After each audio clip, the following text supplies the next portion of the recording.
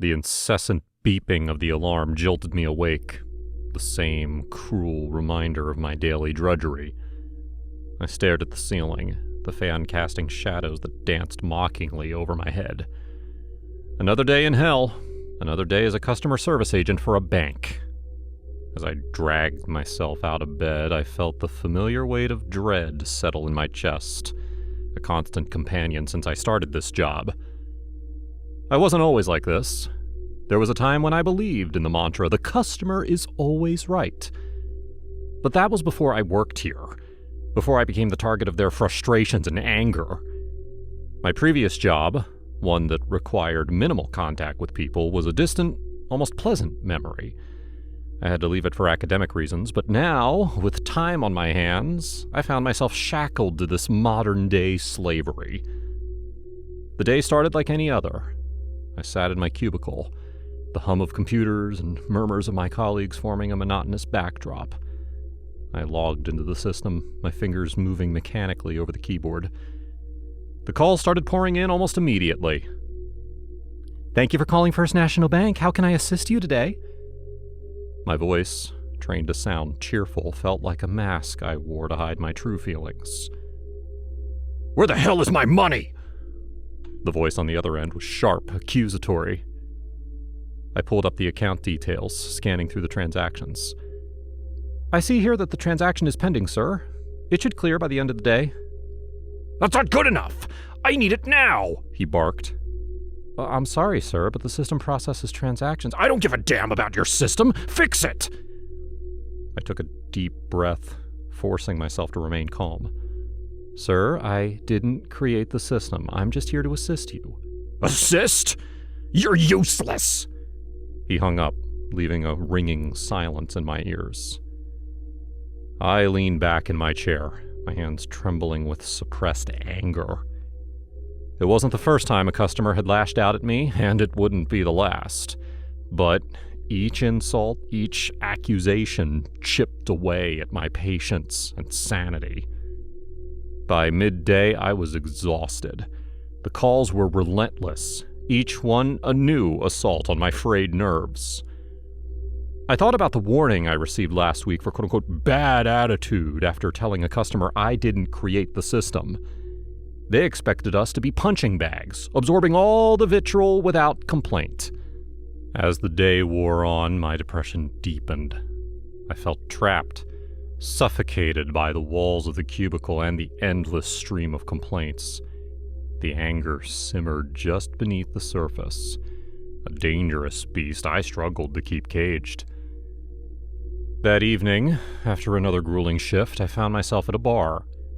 The dim lighting and soft music provided a temporary escape from my reality. I ordered a drink, the first of many, hoping to drown the memories of the day. "Rough day?" the bartender asked, placing my drink in front of me. "You have no idea," I muttered, taking a long sip. He nodded sympathetically. "Customer service, huh?" "Yeah, how'd you guess?" "Seen that look before," he said with a wry smile. "Hang in there." I downed my drink and ordered another. As the alcohol began to numb my senses, I felt a strange mix of anger and desire bubbling up. I wanted to forget, to escape the misery, if only for a few hours. My eyes scanned the room, landing on a woman on the other end of the bar. She was beautiful, in a way that seemed almost ethereal in the low light. I approached her, my steps unsteady. "Can I buy you a drink?" I asked, trying to sound confident. She looked up, her eyes meeting mine. There was something in her gaze, something dark and knowing. "Sure," she said, a small smile playing on her lips. We talked, the conversation flowing easily despite my inebriated state.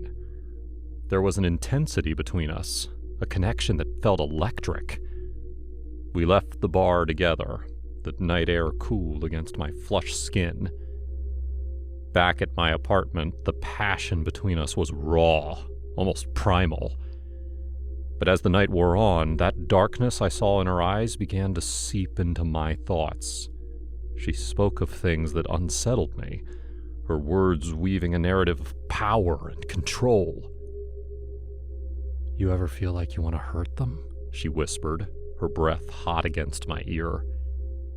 I pulled away, staring at her in confusion. "What?" "The customers. The ones who make your life hell." A shiver ran down my spine. I don't know." She smiled, a cruel, knowing smile. "It's natural to feel that way. You're only human." The rest of the night was a blur. I woke up alone, the memories of our conversation haunting me. Her words had planted a seed of doubt, a dangerous thought that began to grow. The next day at work, I couldn't shake the feeling. Every angry customer, every insult, fueled the dark thoughts swirling in my mind. I found myself fantasizing about revenge, about making them feel the pain they inflicted on me. It scared me how easily those thoughts came. Weeks passed, and the darkness grew. I started isolating myself, avoiding friends and family. The only relief came from my nightly visits to the bar, where I sought out that woman again and again. She became my confidant, my dark muse. One night, as we lay in bed, she looked at me with those piercing eyes. "You know what you have to do," she said softly. I nodded, the weight of her words settling heavily on my shoulders. I knew what she meant, what she was pushing me towards. But could I do it? Could I cross that line? The next day, a particularly irate customer pushed me to my breaking point. He was yelling, his face red with anger. "You're useless! I want to speak to your manager!" Something snapped inside me. I stood up, my chair toppling over. "I've had enough!" I shouted, slamming my headset down. The office fell silent, all eyes on me. My manager approached, her face a mix of concern and anger. "Step into my office," she said, her voice tight. I followed her, my heart pounding. She closed the door behind us, turning to face me. "What's going on? This isn't like you." I took a deep breath, the weight of the past months crashing down on me. "I can't do this anymore. The abuse, the constant pressure, it's destroying me." She sighed, her expression softening. "I know it's hard, but you can't let it get to you. We all go through it." "Do we?" I asked, my voice breaking. "Do you know what it's like to be blamed for things you have no control over, day in and day out?" She looked away, a flicker of guilt crossing her face. "Maybe not, but we have to remain professional. It's our job." "I can't," I whispered. "I can't do this anymore." She nodded slowly. "Take some time off. Think about what you want. We can discuss your options when you're ready." I left her office, the weight of my shoulders feeling slightly lighter. I knew I needed to make a change, to find a way out of the darkness that had consumed me. I spent the next few weeks reflecting on my life, my choices. I cut ties with the woman from the bar, realizing the toxic influence she had over me. I reached out to friends and family, rebuilding the connections I had neglected. Slowly, the anger and depression began to lift. I found a new job, one that allowed me to work with people in a more positive way.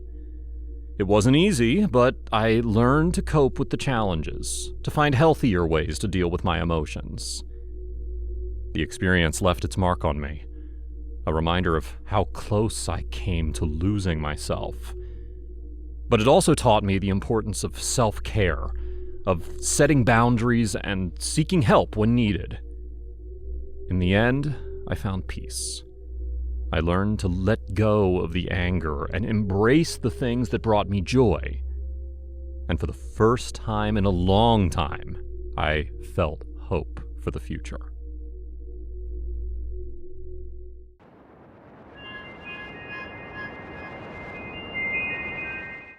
I wasn't even sure why I locked the door. I mean, who locks themselves in their own room just to play a game? But I guess it wasn't about the game. It was about the time I was buying, trying to forget for a few more moments. You see, when you lose someone, like I lost my dad, you cling to distractions. And that night, my distraction was a round of Warzone. "Dinner's ready," my dad had called. I could hear his voice echoing in my head. "I'll be down after this match," I yelled back, more out of habit than anything else. It had been years since that last dinner call, but it felt as real as it had the night before the accident. He said, "Okay," but I knew better. He never waited for me to finish anything. Still, the urge to obey was there, nagging at me, pulling me out of the game and down to the kitchen where a plate of food, now cold and untouched, was likely waiting for me. But I wasn't hungry. Hell, I hadn't been hungry in days, not since the nightmares started again. So I went back to my game. The sounds of gunfire and explosions filled my headphones, drowning out everything else. I was in the zone, fingers moving fast across the controller, my character taking down enemies one by one. The adrenaline was a welcome replacement for the anxiety gnawing at the edges of my mind. Then came the second call. "Your food is getting cold!" My dad's voice came again, this time sharper, more urgent. My heart sank. This wasn't real, I knew that, but the panic set in anyway. I started praying, my lips moving silently. I just needed to finish this game. Just needed a few more minutes to get my head together. "He died 8 years ago," I whispered to myself like a mantra, trying to shake off the chill that crept up my spine. But the voice had been so clear, so commanding, like he was standing right there in the room with me. I didn't know why I did it, but I grabbed my phone and dialed 911. My voice was trembling as I spoke. I think someone's in my house," I stammered. "It's my dad, but he's been dead for years. I don't know what's going on. Please send someone." There was a pause on the other end of the line. Then the operator's voice, calm and professional. "We're sending a unit now. Stay on the line with me." "No," I blurted out. "Just hurry, please." I hung up before she could say anything else. 3 minutes later, I heard a knock on my door. Not the front door, but the one to my room. My breath caught in my throat. "Come on out, it's the police," a voice called from the other side. Something was wrong. My stomach twisted in knots as I realized I hadn't asked for a badge number. My dad had always told me to ask for a badge number. My dad? No, I muttered, backing away from the door. "No, this isn't right." I quickly locked the door again, just as the banging started. "Open up!" the voice shouted, louder now, more forceful. My hands were shaking so badly I dropped my phone. The pounding on the door grew more intense, almost desperate. I heard the sirens moments later, blaring in the distance, growing louder as they approached. Relief washed over me. Real cops were on their way. I just had to hold out a little longer. Then came the footsteps, heavy and deliberate, moving down the stairs. There was a moment of quiet, followed by gunshots, loud, sharp, and unmistakable. My heart pounded in my chest as I heard screams, agonizing and primal, filling the house with a sound that would be etched into my memory forever. And then, silence. The house was eerily silent. The kind of silence that presses in on you, suffocating, making it hard to breathe. I didn't move. I couldn't. My mind was racing, trying to make sense of what had just happened. No voices, no footsteps, nothing.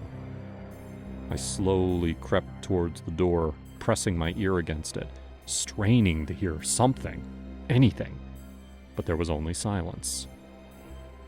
I knew I couldn't stay locked in my room forever. With shaking hands, I unlocked the door and slowly turned the knob. The door creaked open, revealing the hallway bathed in an unnatural stillness. I stepped out, my footsteps soft on the carpet. The house was dark, shadows stretching long and ominous. I made my way downstairs, each step echoing in the silence. When I reached the bottom, I saw the front door wide open, a cold breeze blowing in. There were no police cars outside, no sign of the chaos I'd heard moments ago.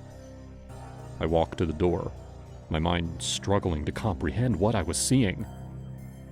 Then I noticed something on the floor just inside the doorway, a crumpled piece of paper, stained and torn. I picked it up, my hands trembling. The writing was smudged, but I could still make out the words. "See you soon, son. Dinner's getting cold." The paper slipped from my fingers, fluttering to the floor. I backed away, the cold seeping into my bones, the reality of the situation crashing down on me. I never should have opened the door.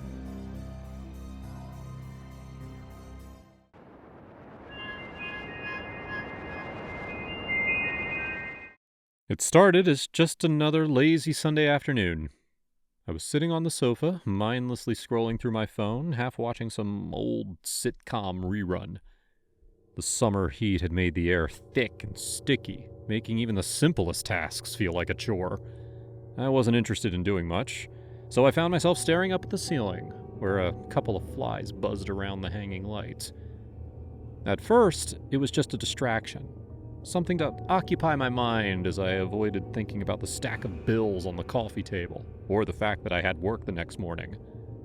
But then I noticed something strange. The flies weren't just buzzing randomly. They were moving in a pattern, a slow, deliberate circle around the light. The more I watched, the more captivated I became. The ceiling fans spun lazily overhead, barely stirring the warm air, but the flies seemed unaffected. They continued their circling dance, and I found myself unable to look away. My phone slipped from my hand, landing on the floor with a dull thud, but I didn't care. My eyes were glued to those flies, tracing their every movement. I don't know how long I laid there watching them. Time seemed to stretch, the minutes blending into hours. I felt an odd sense of calm, as if nothing outside of that circling pattern mattered. The bills, the job, the lingering loneliness, all of it faded away. There was just the light and the flies and the rhythm of their flight. And then, in a blink, I was in the kitchen. I blinked again, confused. I didn't remember getting up, didn't remember walking here. One moment I was on the sofa, and the next, I was standing in the middle of the kitchen, staring blankly at the refrigerator door. The cool tile floor sent a shiver through me, waking me up from whatever trance I had been in. "What the hell?" I muttered to myself, shaking my head as if that would clear the fog from my mind. But the confusion didn't fade. Instead, it deepened as I noticed the flies again, now circling the light above the kitchen island. It was the same pattern, the same hypnotic rhythm. And before I knew it, I was staring at them again. My mind went blank, and the next thing I knew, I was outside in the garden. I was barefoot, the grass cool and damp beneath my feet. The sun was setting, casting long shadows across the yard, but I didn't care about any of that. All I could focus on were the flies. Dozens of them now, maybe more. They moved in intricate patterns, swirling through the air like they were drawing something. Some shape I couldn't quite make out. I didn't know how I got there. Didn't know why I was standing barefoot in the garden with the sky turning dark above me. But I couldn't look away from the flies. I felt like I was being pulled into their dance, my mind sinking deeper into that soothing rhythm. But as I watched, something changed. The flies' pattern began to shift, their movement growing erratic. The shapes they formed became more complex, almost sinister. My heart began to race, a creeping sense of dread inching up my spine, but still I couldn't tear my eyes away. Suddenly, I was in my bedroom. The sudden shift was jarring, like waking from a nightmare only to find yourself still trapped in it. I was sitting on the edge of my bed, the sheets rumpled beneath me. My pulse pounded in my ears, and for the first time I realized just how wrong this all was. I jumped to my feet, trying to shake off the feeling, but then I saw them again, the flies. They were in my room now, circling the lamp on my nightstand. My breath caught in my throat as I watched them. I knew I should run, knew I should get out of the house, but I couldn't move. Something clicked in my mind, and I remembered a news story I had seen a few weeks back. People in town had been going missing, vanishing without a trace. They'd been hypnotized, some said, drawn into the woods by something they couldn't resist. The police had no leads, no suspects, only a handful of witnesses who spoke of strange patterns in the air, of being unable to look away. As the realization hit me, the flies' pattern shifted again. The shape they were forming became clear, a spiral, pulling tighter and tighter. And at the center of that spiral, I saw something I hadn't noticed before. A dark, shifting figure. Barely more than a shadow, but there nonetheless.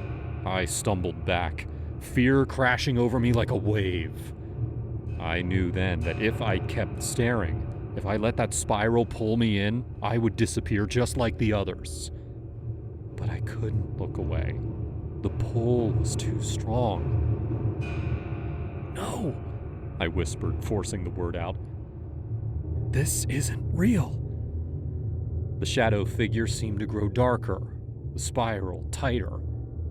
My vision blurred, but I kept fighting, kept telling myself it wasn't real, that it was all in my head.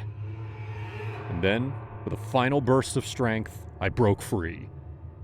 I slammed my eyes shut and stumbled backward, crashing into the dresser. The sound jarred me, snapping me out of the trance. When I opened my eyes again, the flies were gone.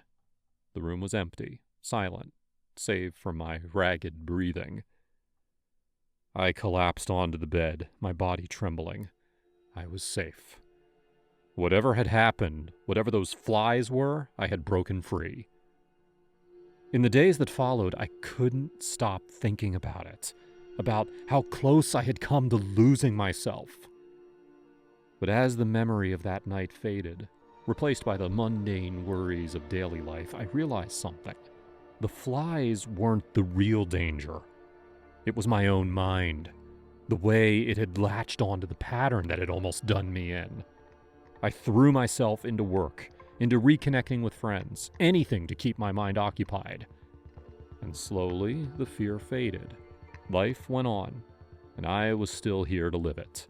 But every now and then, when the house is quiet and the light catches just right, I swear I can hear the faint buzz of flies.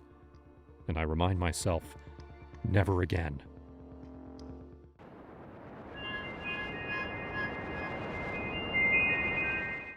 It was one of those nights where the air felt heavy, thick with something intangible yet unsettling.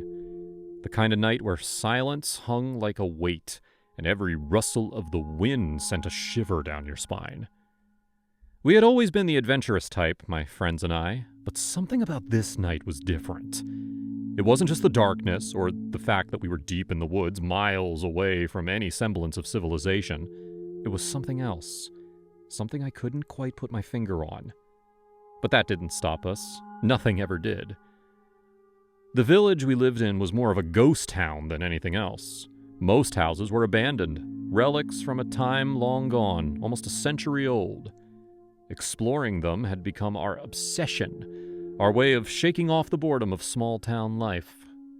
There was me, always the cautious one, Jason, who was brave to the point of recklessness, Megan, my best friend since kindergarten, who always had something to prove, and Sarah, the quiet observer with a knack for sensing things the rest of us couldn't.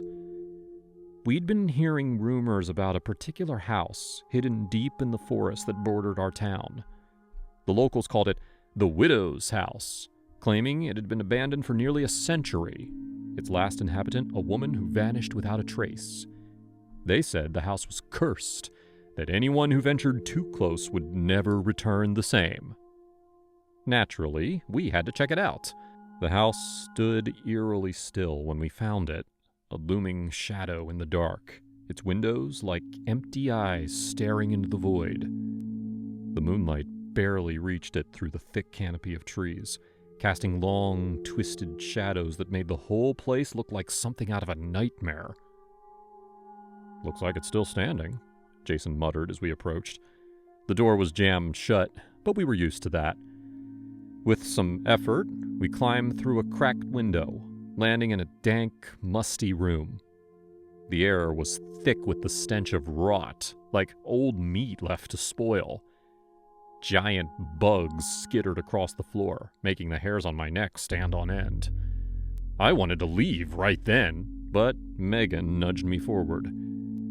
We split up to cover more ground. Jason and Sarah took the stairs to the second floor, while Megan and I stayed on the first. The house creaked and groaned under our weight, as though it resented our presence. Every step felt like an intrusion, every breath an offense to whatever had been left behind. Suddenly, a blood-curdling scream tore through the night, freezing us in our tracks.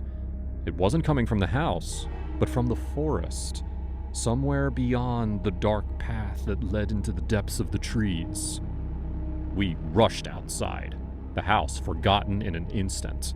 The path into the forest was a black void, impossible to see through, even with the light of our phones. "I'm going to check it out," Megan declared, her voice resolute. Her eyes gleamed with that familiar determination, the need to prove she wasn't afraid, that she was braver than the rest of us. Jason and Sarah hesitated, their faces pale. I tried to convince her to stay, to wait for daylight, or for us to go together.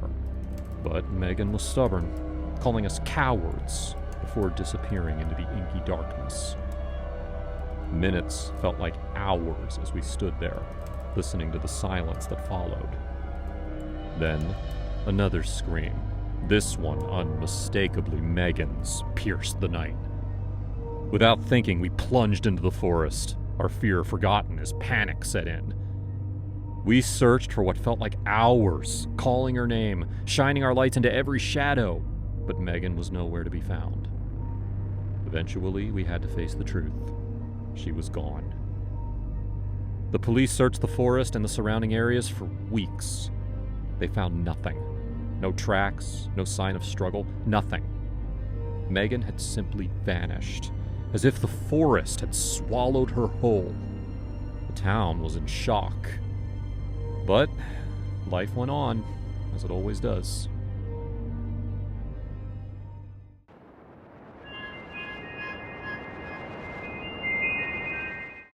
As I stared at the message on my phone, my heart pounded so hard I thought it might burst out of my chest. I felt the room spinning around me, my vision blurring with tears of betrayal. The words, clear and brutal, etched into my mind. I can't get over her. She's my favorite person to talk to. This wasn't just any post. It was a confession from my boyfriend about his feelings for another woman. The woman he'd known longer than he'd known me. The woman who lived far away, and yet somehow had taken a hold of his heart. 3 years, almost 4, gone in an instant. I had poured everything into this relationship, sacrificing my time, my money, and my sanity to keep him happy. He didn't have a job. His family treated him horribly. My parents, especially my mom, understood and supported our relationship, even when I had to foot the bill for our dates. My dad, although reluctant, wanted me to be happy. And now, all that effort seemed like a waste. His heart apparently belonged to someone else. I knew I had to comfort him, but anger boiled inside me. I wanted to lash out, to make him feel the pain he caused me. But I had to be smart about this. I had to know more. "Hey babe," I said, trying to keep my voice steady as I walked into the living room where he was lounging on the couch.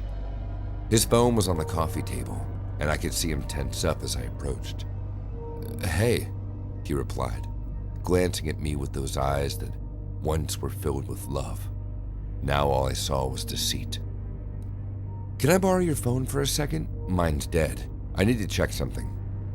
I made my request sound casual, but inside my heart was racing. He hesitated, and that hesitation told me everything I needed to know. Sure, just give me a minute." He reached for his phone, and I saw him quickly swipe and tap, undoubtedly deleting evidence of his infidelity. "No need, I'll just charge mine," I said, masking my frustration with a smile. "Want some coffee?" He relaxed, not suspecting a thing. Sure, thanks." As I poured the coffee, I formulated a plan. If he thought he could hide things from me, he was wrong. I had my way of finding out the truth. That night while he slept, I went through his phone. He had indeed deleted most of their chat history, but I found enough to confirm my worst fears. Messages filled with heart emojis, confessions, and how he missed her, how she was perfect. The anger inside of me festered into something darker. I felt like I was losing control, my emotions teetering on the edge of the precipice. I couldn't just confront him. No, that would be too easy. I needed him to feel the weight of his betrayal. I needed to turn his life into a nightmare. The next day, I decided to play it cool. "You know, I've been thinking," I said over breakfast. "We should go on a little trip, just the two of us, somewhere we can reconnect." His eyes lit up, and I almost felt sorry for him. Almost. "That sounds great. Where do you want to go?" "How about a cabin in the woods? Just us, nature, no distractions." He agreed, and I could see that he was excited. Little did he know that this trip would be unlike any other. I rented a remote cabin far away from prying eyes, the perfect place for what I had in mind. We drove there, and he chatted happily, oblivious to the storm brewing inside me. Once we arrived, I pretended everything was fine, laughing and enjoying our time together. On the second night after dinner, I suggested we go for a walk. "It's so beautiful out here. Let's enjoy the night air." He agreed, and we ventured into the woods. The moonlight cast eerie shadows, but I felt strangely calm. This was it, the moment I was waiting for. As we walked deeper into the forest, I stopped.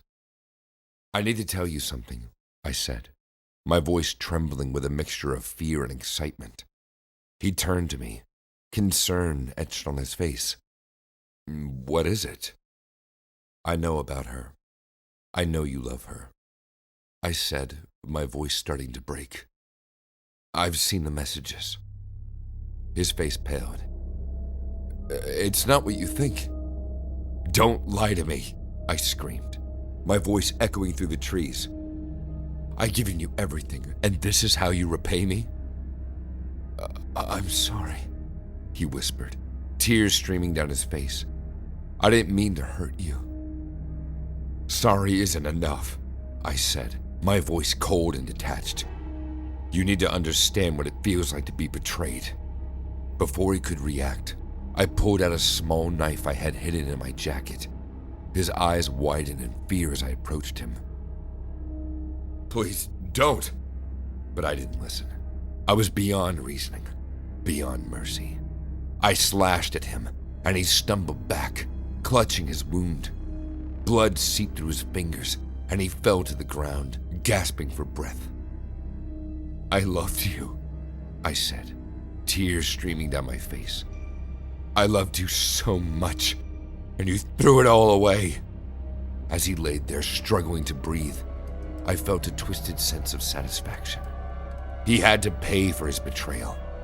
I watched as the life slowly drained from his eyes, feeling the dark pleasure from his suffering. When it was over, I buried him in the woods, covering my tracks meticulously. No one would find him out here. It would be like he vanished into thin air. The deed was done, and now I could move on. Weeks passed and no one suspected a thing. I played the grieving girlfriend, worried about her missing boyfriend. The police searched but found no leads. It was the perfect crime. But guilt has a way of creeping up on you. At night, I would hear his voice, see his face in my dreams. The weight of what I had done bore down on me, and I began to unravel. I drank to numb the pain, but it only made things worse.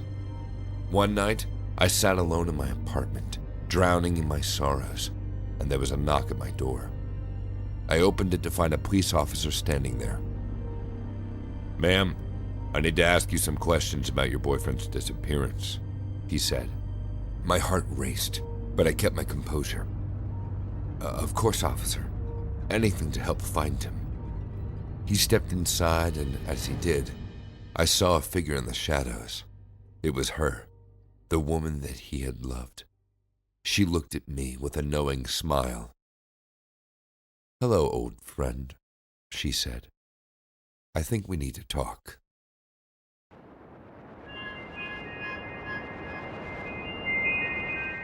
My best friend Sandy was having a birthday party at a warehouse just outside the city. It was this big brick building that was kind of famous in our area for secret raves and concerts and stuff. The place should honestly be condemned, but somehow the city just lets it sit there.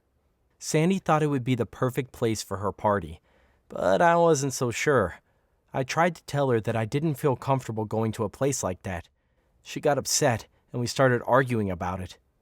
Before I knew it, she told me that I was a crappy friend and that I shouldn't even bother going to her party. I said, "Fine, then I won't go."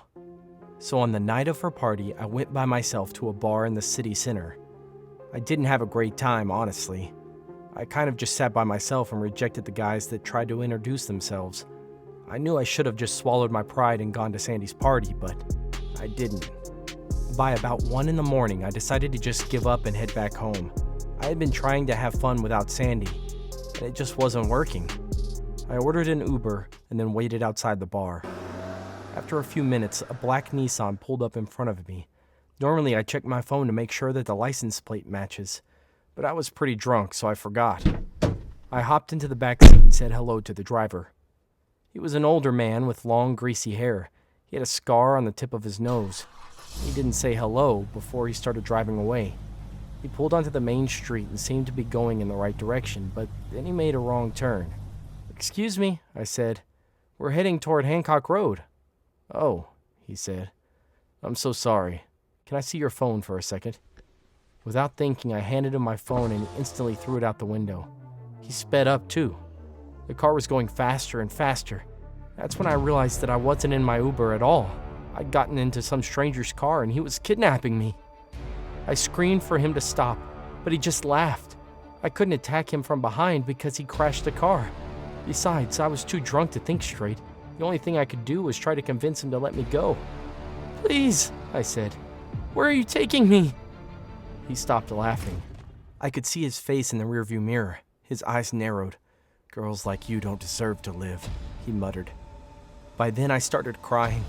If I had just apologized to Sandy, I never would have been in this situation. I felt like such an idiot, and now God knows where the psycho was taking me. He kept driving, leaving the city center completely. We were heading into wide open farmland. I was so scared, I couldn't breathe. We drove past empty fields. The night was really dark, especially with no streetlights nearby. I'd never been more scared in my life. I looked around the back seat to see if there was anything I could use to protect myself. I couldn't find anything. The lights of the city were getting fainter and fainter in the distance, and I was losing all hope. What did this man want with me? Why did he hate me so much? I forced myself to stop asking those questions, though. Sure, I'd made mistakes. I drank too much and got in the wrong car, but that didn't give him the right to kidnap me. Then I realized that the warehouse was in this direction. Obviously, this man was trying to take me to some empty, isolated place, but he had no idea that all my friends were actually not far away. I knew that if I had any chance of escaping, I'd need to trick this man into taking me to that warehouse. I tried to think of the best thing to say. "Please, sir," I said, "what can I do to convince you to let me go?" "Nothing," he said. You're a drunk, stupid girl. You deserve to be punished. So you're gonna kill me? He laughed darkly. I'm gonna tie you up and leave you where no one will ever find you. Oh no, I said. I hope you don't mean that horrible warehouse. He didn't answer. All I could hear were his slow, raspy breaths. You know, that big brick warehouse just a few minutes away? Please don't leave me there. No one will ever find me. Please, just leave me in a field or something. Again, he didn't answer. But I could tell that my reverse psychology was about to pay off. He drove straight toward the abandoned building and parked in the front. Luckily, Sandy told all her guests to park in the back so the cops wouldn't know that a party was going on. The place looked completely empty. Its thick walls muffled the party music that was playing inside. I could barely hear it, but I hoped that the driver wouldn't notice. Thankfully, he didn't. The driver stepped out of the car and then pulled my door open. He grabbed me by the wrist and yanked me out of the car. I didn't know who he was or what trauma from his past would lead him to kidnap a stranger, but I guess none of that mattered. All that mattered was that he was very dangerous. I didn't fight back. While holding me by the wrist, he opened his trunk and grabbed a backpack. It probably had duct tape and rope and stuff. Maybe there were weapons in there too. He slammed the trunk shut and then pulled me toward the warehouse. Please, I screamed, pretending to be as scared as possible. Not here! Anywhere else but here! He was squeezing my wrist hard enough to leave bruises. He looked at me triumphantly. This'll teach you a lesson, he said, and he pushed the front door open. You will not believe the look on his face when he saw the dozens of partiers on the other side. They all turned to look at us. Help me! I screamed, and of course everyone there came to my rescue.